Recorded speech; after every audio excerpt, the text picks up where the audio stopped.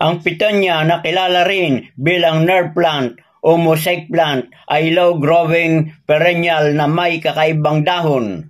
Ang mga dahon nito ay may kakaibang disenyo ng ugat na lumilikha ng hitsura ng isang mosaic.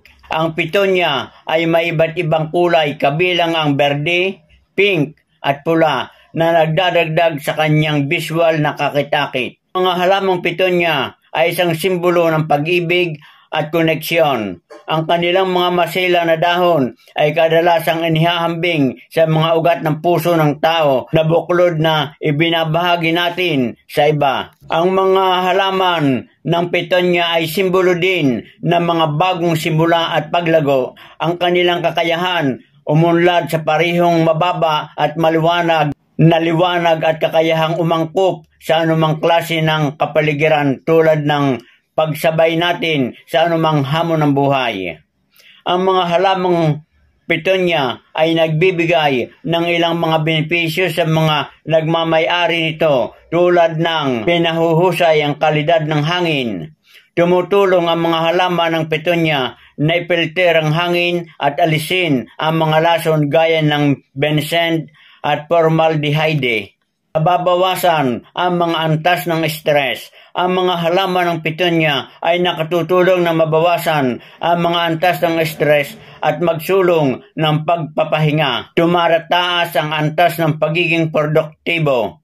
Ang mga halaman ng pitonya ay maaaring makatulong upang mapataas ang pagiging produktibo dahil sa ito ay nagbibigay ng positibong kapaligiran. Pinahuhusay ang mood.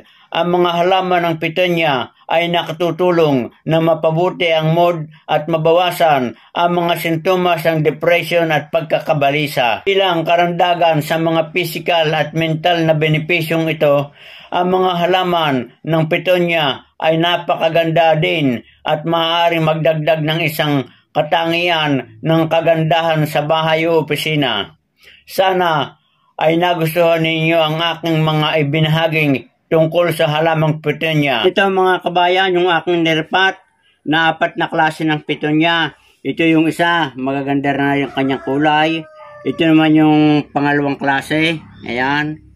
Ito naman yung pangatlo, bali 5 din siyang peraso. Ayan. At ito yung pang-4. So ito ay aking inirpat mga kabayan sa ating palalakihin.